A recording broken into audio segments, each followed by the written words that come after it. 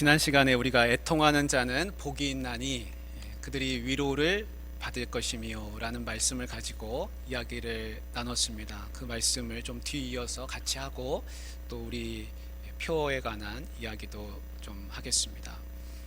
어떤 사람이 마음이 슬퍼서 몹시 애통하고 있다면 그 사람은 분명히 굉장히 속상하고 어떤 큰 슬픔을 당한 그런 사건이 그에게 있을 것입니다. 누군가가 그 울고 있는 그 사람 곁을 지나다가 그 사람을 보게 되면은 무슨 생각을 하겠습니까? 참 무슨 깊은 사연이 있나 보다. 딱하다, 안타깝다, 슬프다. 어떻게 위로할까? 그런 생각을 하겠지요. 세상적인 기준으로 보면은 애통하는 자는 복이 없습니다. 왜냐하면 그 애통하게 한 그 일, 그 사건이 복이 되지 않는다고 생각하기 때문입니다. 그런데 예수님은 다르게 말씀하셨습니다. 애통하는 자가 복이 있다, 이렇게 말씀하십니다. 성경 원문에 보면은 애통하는 자가 복이 있다라고 돼 있지 않고 복이 있다 애통하는 자, 복이 있어라 애통하는 자, 이렇게 되어 있습니다. 그래서 오히려 그 복이 앞에 나와 있어요. 그 의미는 뭐냐면 복이 강조되고 있다는 겁니다. 우리는 생각하기를 애통하는 자가 어떻게 복이 있을까라고 생각이 되지만 오히려 성경은 복이 있다라고 강조하고 있다는 겁니다. 여러분, 애통하는 자가 복이 있는 이유는 다른 게 아닙니다. 그가 위로를 받기 때문에 복이 있다라고 말씀합니다. 애통하는 자가 위로를 받습니다. 자녀를 위해서 애통하는 자, 자녀를 위해서 애통하는 사람은 위로가 있습니다. 한나가 그랬습니다. 나라를 위해서 가슴을 치고 애통했던 사람이 느헤미야입니다. 느헤미야는 위로를 받았습니다. 교회를 위해서 애통하는 사람 사도 바울이었습니다. 그도 위로를 받았습니다. 애통해야지 위로를 받습니다. 가슴을 쳐야지 위로를 받습니다. 애통해야 할 때 가슴을 치지 않고 애통하지 않으면 위로를 받지 못합니다. 그래서 애통해야 하는 사람이 사실은 많아져야 합니다. 나라를 위해서 가슴을 치고 애통하는 사람이 많아져야 되고, 교회를 위해서, 가정을 위해서, 목회자를 위해서, 성도를 위해서, 아픈 자를 위해서 애통해야 하고 가슴 치는 사람들이 많아져야 그곳이 복을 받습니다. 이것이 성경이 말하는 그 애통하는 자가 위로를 받는다는 것입니다. 이 애통하는 자는 복이 있나니 그들이 위로를 받을 것이며, 이 말씀이 이 산상수훈의 이 팔복에 들어 있습니다. 그래서 우리가 성경을 처음에 펼치면 마태복음을 읽어 내려갈 때 예수님이 공생애를 시작하시면서 이제 언덕에 오르셔서 사람들을 모아놓고 말씀하시는 게 마태복음 5장부터 나오는 그 산상수훈입니다. 근데 그 산상수훈의 첫 시작이 뭐냐면 바로 팔복입니다. 팔복. 8가지 복. 그래서 이 팔복은 예수님이 가르치신 가르침 중에서 예수님을 가르침을 대표하는 그런 것이라 할 수 있고, 우리 믿음의 선조들이 다 이것을 가지고 깊이 묵상을 했습니다. 우리도 이 말씀을 읽어 가면서 이런 생각을 하게 됩니다. 우리가 질문을 던져봅니다. 과연 애통하는 사람은 누구일까? 여러분, 애통하는 사람이 누구라고 생각되십니까? 어떤 분은 생각하실 겁니다. 저 멀리 키르키예나 시리아에서 지금 대지진의 그 어려움 가운데 있는 국민들, 그들이 정말 애통해하는 사람이죠. 맞습니다. 그들은 다 애통해하고 있습니다. 그 뉴스를 보는 사람마다 가슴을 치지 않는 사람이 아마 없을 겁니다. 눈물도 납니다. 이 시대에 애통하는 사람들이 바로 그들입니다. 2000년 전으로 거슬러 올라가서 예수님 당시에 애통해야 하는 사람들은 누구였을까요? 딱 한 사람만 한번 꼽아 본다고 한번 생각해 보십시오. 바로 예수 그리스도입니다. 왜냐하면 예수님은 병든 자, 포로된 자, 가난한 자, 눌린 자, 눈먼 자, 나병 환자, 귀신 들린 자, 죄인, 세리, 창녀, 그들을 찾아다니면서 예수님이 직접 그들을 대면하시고 그들을 만나 주셨기 때문입니다. 그러면서 예수님도 애통해 하셨습니다. 그래서 성경에 2000년 전으로 거슬러 올라가서 딱 한 사람만 우리가 애통한 사람을 꼽는다 그러면 그분이 바로 예수 그리스도시라는 겁니다. 예수님은 그들을 보면서 마치 목자 없는 양 같음으로 인하여 내가 그들을 불쌍히 여기노라, 안타깝다, 마음 아프다, 그렇게 예수님이 말씀하셨습니다. 그래서 애통하는 자는 복이 있나니 그들이 위로를 받을 것이며 라는 말씀에서 그 애통하는 자는 바로 예수 그리스도라는 겁니다. 여러분, 팔복의 시작은 이렇습니다. 심령이 가난한 자는 복이 있나니 천국이 그들의 것이며, 이렇게 시작합니다. 근데 심령이 가난한 자는 누굽니까? 그가 바로 예수 그리스도입니다. 애통하는 자가 예수 그리스도입니다. 온유한 자, 그들이 복이 있나니 땅을 기업으로 얻을 것이라 했는데 온유한 자가 예수 그리스도입니다. 의에 줄이고 목마른 자, 그가 예수 그리스도십니다. 긍휼히 여기는 자, 예수 그리스도십니다. 마음이 청결한 자, 예수 그리스도입니다. 화평케 하는 자, 예수 그리스도입니다. 의를 위하여 박해를 받는 자, 그분이 예수 그리스도십니다. 그래서 팔복의 주인공은 누구냐면 예수 그리스도십니다. 예수 그리스도가 그 팔복을 누리셨고 그 팔복을 직접 경험하셨기 때문에 이 말씀을 우리에게 선포해 주셨고, 그리고 이 팔복을 우리도 같이 누리기를 원하시기 때문에 예수님은 이것을 이렇게 말씀하셨던 것입니다. 그래서 우리 사랑하는 성도님들, 팔복을 누리려면 예수님과 마음이 하나가 되어야 합니다. 나는 애통하고 싶지 않습니다. 나는 항상 기쁘고 즐겁고 싶습니다. 그러면 애통하는 자가 누리는 그 복을 누릴 수 없습니다. 예수님은 애통하는 자의 복을 누리셨어요. 근데 나는 애통하고 싶지 않습니다. 그러면 그 복을 누릴 수 없습니다. 이 팔복은 예수님과 한 마음이 되는 사람만 누릴 수 있다라는 것입니다. 그러면 애통하는 자가 위로를 받는데 그 위로라는 말의 뜻을 지난 주일에 제가 이렇게 말씀드렸습니다. 위로라는 것은 옆에서, 곁에서 그 사람의 이름을 부르는 것이다. 그 위로라는 말이 뜻이 그렇습니다. 파라클레오라는 말은 파라는 곁에서, 클레오는 부른다는 뜻입니다. 그래서 그 사람 곁에서 같이 그 사람을 불러주는 겁니다. 그의 이름을 부르는 겁니다. 그래서 위로는 그 사람 옆에 있어야 됩니다. 나는 위로하고 싶은데 그 사람 곁에는 같이 있고 싶지 않습니다.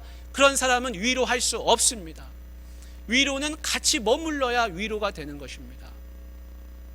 그러면 예수님이 위로를 말씀하셨는데 예수님 곁에 주변에는 어떤 사람들이 있었습니까? 오늘 그것을 우리가 같이 나누려고 합니다. 그래서 설교 제목은 뭐냐면 오순도순 둘러앉아입니다. 여러분, 우리 앞에 여기 왼쪽에, 여러분들의 오른쪽에 보시면 표어가 있습니다. 그 표어를 한번 읽어보겠습니다. 시작.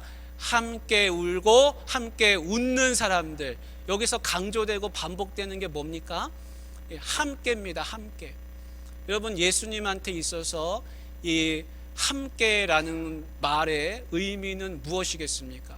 그것이 오늘 우리가 읽은 성경 본문에 아주 잘 나타나 있습니다. 예수님이 제자들을 만나시고 무리들을 같이 만나셔서 이렇게 오순도순 둘러 앉아 계시는데 누군가 예수님을 밖에서 부릅니다.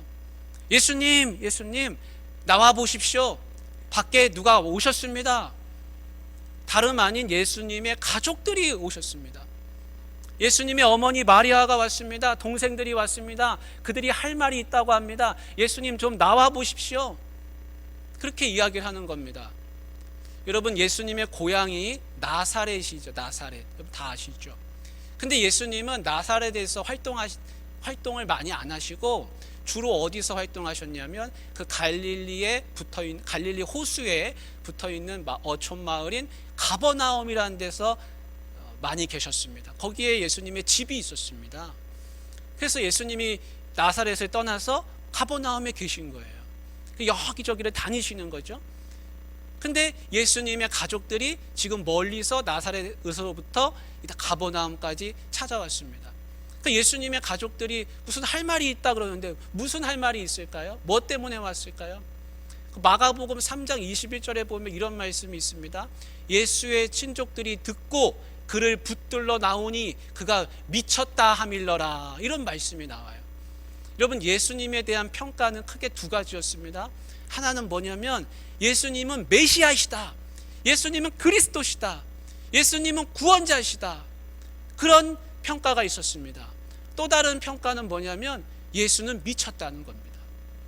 이런 소문은 누가 냈냐? 바리새인과 서기관들이 냈는데, 왜 그렇게 냈냐면 이렇습니다.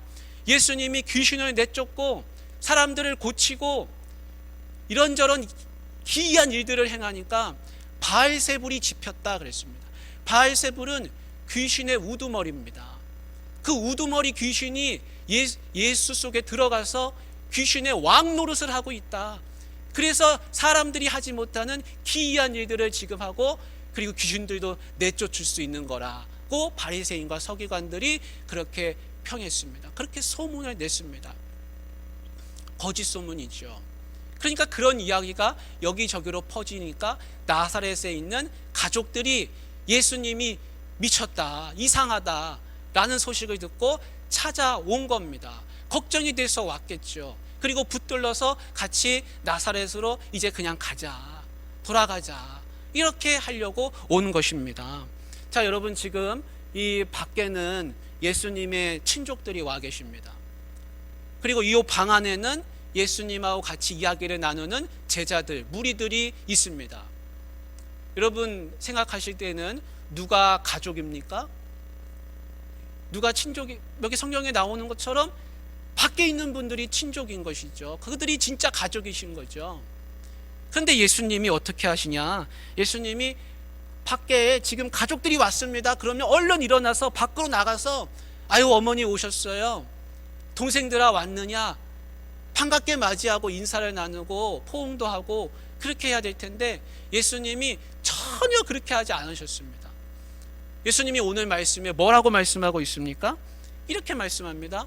누가 내 어머니이며 내 동생들이냐? 여러분, 이 누가 내 어머니이며 내 동생들이냐라는 이 예수님의 질문에 여러분 답하실 수 있기를 바랍니다. 다름 아닌 내가 예수님 가족입니다라고 답하실 수 있기를 원합니다. 왜냐하면 예수님이 이렇게 하셨습니다. 누가 내 어머니이며 내 동생들이냐?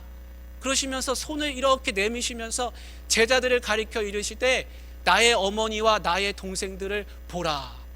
누구든지 하늘에 계신 내 아버지의 뜻대로 행하는 자가 내 형제요 자매요 어머니이니라 라고 말씀하시는 겁니다.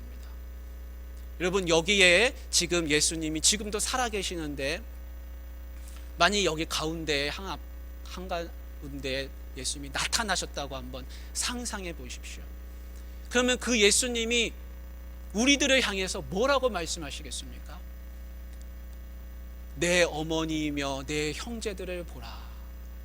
예수님이 그렇게 말씀하시지 않겠습니까? 누가 내 어머니이며 내 동생들이냐? 바로 너희라.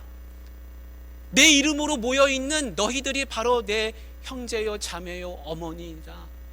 예수님 그렇게 말씀하실 거라는 것입니다.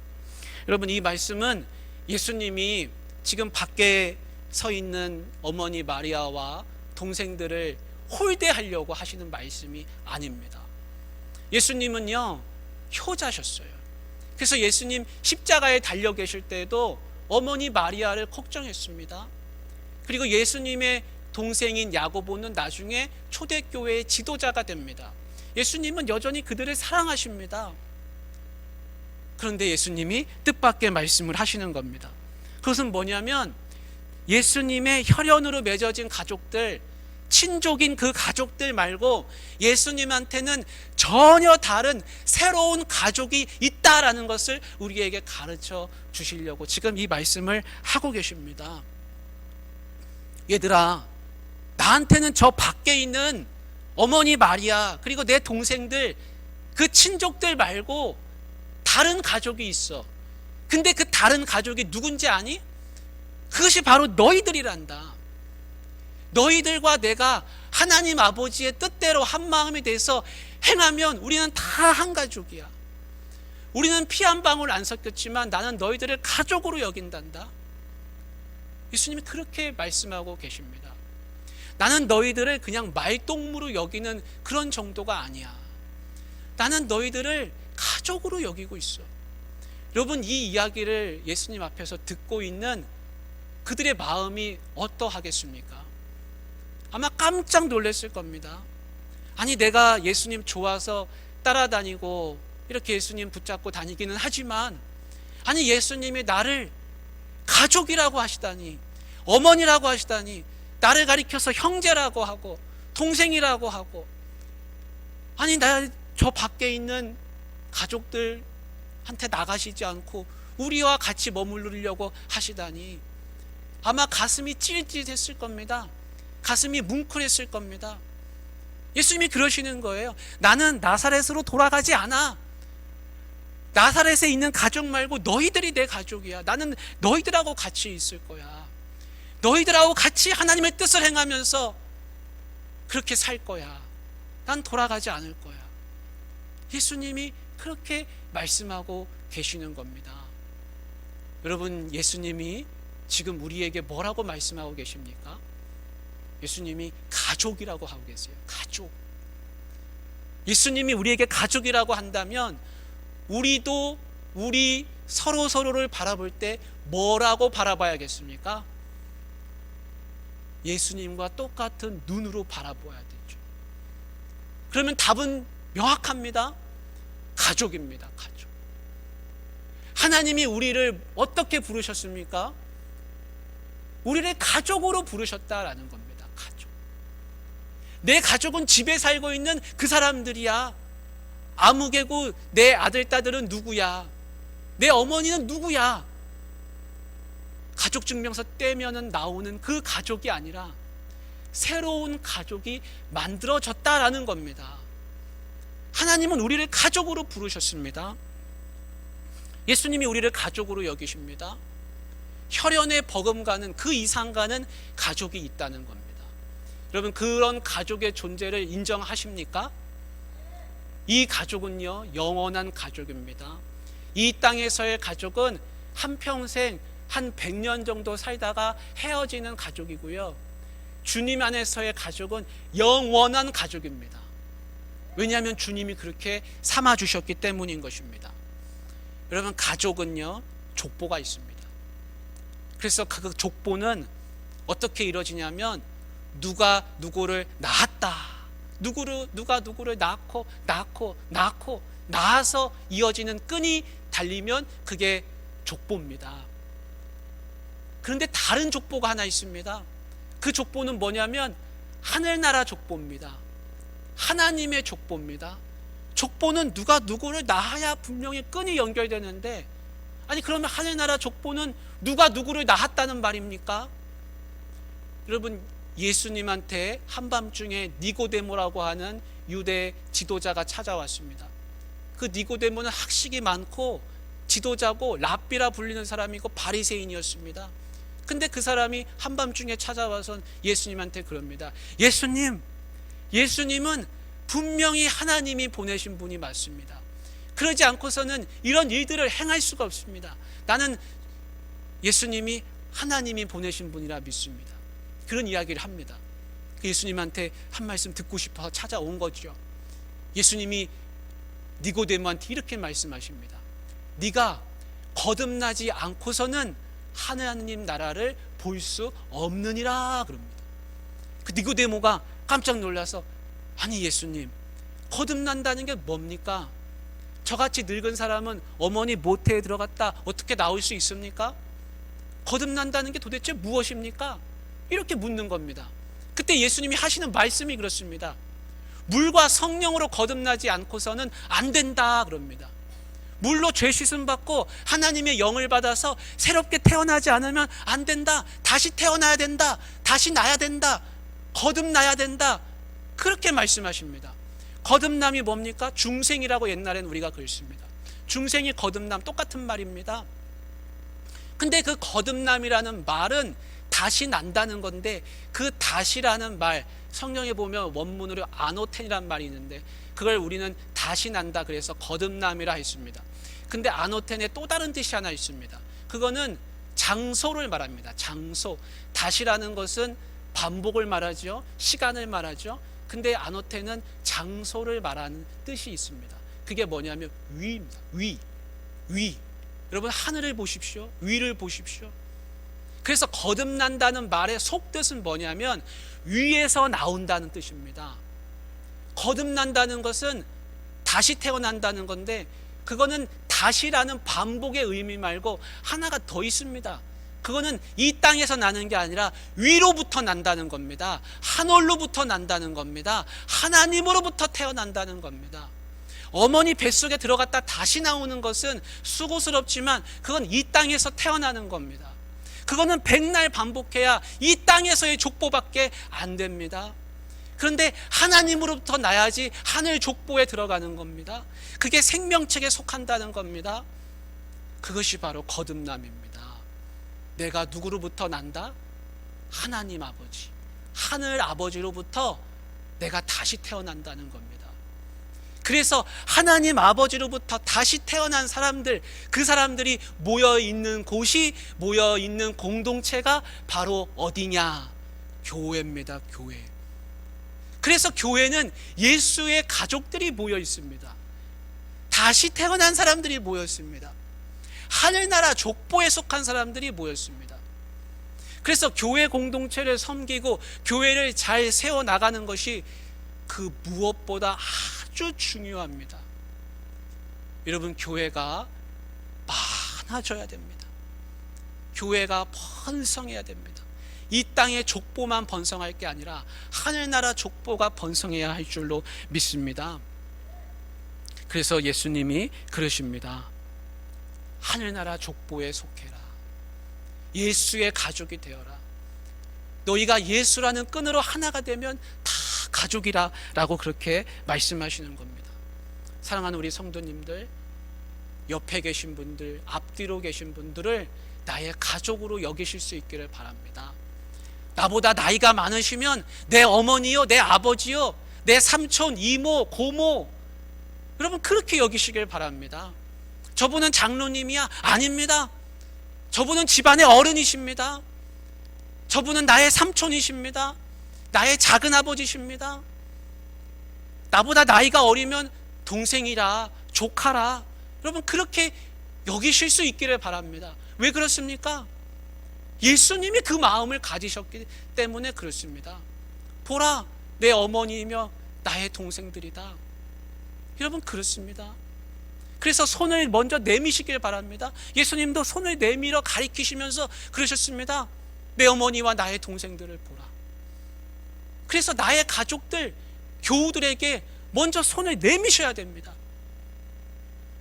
나이 많은 분도 나이 어린 분에게 내밀고, 나이 적은 분도 나이 많으신 분에게 내밀어서 가족으로 그렇게 여기실 수 있기를 바랍니다. 여러분, 가족이어도요, 생각이 많이 다를 수 있습니다. 한 집에서 한 입을 덮고 사는 목회자도요, 사모하고 생각이 많이 다릅니다. 그래도 한 입을 덮고 잘 삽니다. 그런데 매일 그렇게 보는 얼굴인데 생각이 다른데요, 일주일에 한 번 보는 예수 가족이 오죽하겠습니까? 얼마나 많이 생각이 다르겠습니까? 예수님 앞에 있는 그들이 생각이 다 똑같은 거 아닙니다. 성품도 다양하고, 성질도 서로 다르고, 배경도 다르고, 너무 많이 다르지요. 근데 예수님은 그들을 가족이라고 그렇게 명하시고 계십니다. 사랑하는 우리 성도님들, 서로 달라도요, 가족입니다. 서로 다르면 담을 쌓을 게 아니에요. 서로 다를수록, 와, 나하고 이렇게 다른 분을 가족으로 맺게 해주셨구나, 오히려 좋다, 나랑 다르니까 더 좋다, 여러분 그런 마음이 우리 속에 들어와야 할 줄로 믿습니다. 가족관계 잘 맺으려면 어떻게 해야 됩니까? 다른 거 없습니다. 가족관계 잘 맺으려면 헌신해야 됩니다. 가정에서도 헌신해야 됩니다. 근데 그 헌신은요, 어려운 게 아닙니다. 대화의 문을 여는 겁니다. 마음의 문을 먼저 여는 겁니다. 커뮤니티는 커뮤니케이션이 필요합니다. 가족이 아무리 많아도요, 대화하지 않는 가족은 행복하지 않습니다. 어떤 가족이 행복하냐면 대화를 많이 하고 대화를 자주 하고 대화를 깊이 하는 가족은 행복합니다. 그래서 오순도순 둘러 앉아 마음의 문을 열고 대화의 장을 마련하시기를 바랍니다. 가족들끼리 모이시길 바랍니다. 집에서도 부부가 같이 차를 마시세요. 차 마시면서 대화하시길 바랍니다. 자녀들과도 함께 모여 앉으시길 바랍니다. 너는 나, 나는 나, 바쁘고 힘들고 그래, 너는 너대로 살고 나는 나대로 산다. 여러분, 그런 마음은 가족의 마음이 아니지요. 어떻게든지 대화하려고 애쓰는 것이 가족의 마음입니다. 그래서 예수님은 그들과 늘 대화하셨습니다. 그리고 가족은요, 만나면 무슨 이야기를 하냐? 특별히 영적인 가족은요, 은혜를 나눕니다.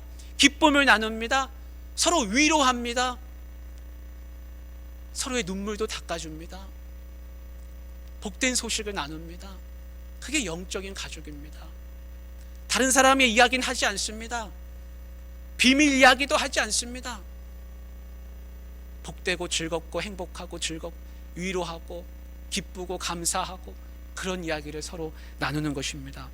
나중에 우리가요, 여기 보면 여러분 왼쪽에 보시면 이렇게 순모임 한다고 써붙여 놨습니다. 나중에 보면 순모임 할 때 그런 질문이 있습니다. 예를 들어서 오늘 예배를 드렸다 손 치면 순모임 그 교환에 예수님의 가족은 누굽니까? 가로치고 몇 장 몇 절. 한 주간 살면서 감사한 일이 있으면 나누어 봅시다. 위로받고 싶은 일이 있으면 나누어 봅시다. 그런 이야기는요, 테스트하는 질문이 아니라 서로 대화하려고 하는 질문입니다. 여러분, 순모임에도 많이 참여하시길 바랍니다.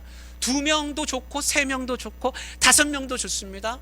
가족이 모이는 겁니다. 먼저 오순도순 둘러 앉으시길 바랍니다. 모이시길 바랍니다.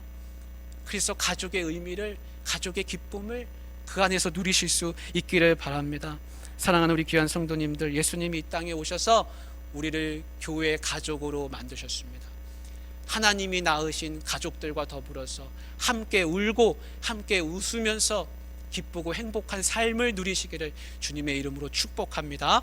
기도합니다. 하나님 아버지, 이 땅에 살면서 우리를 가족으로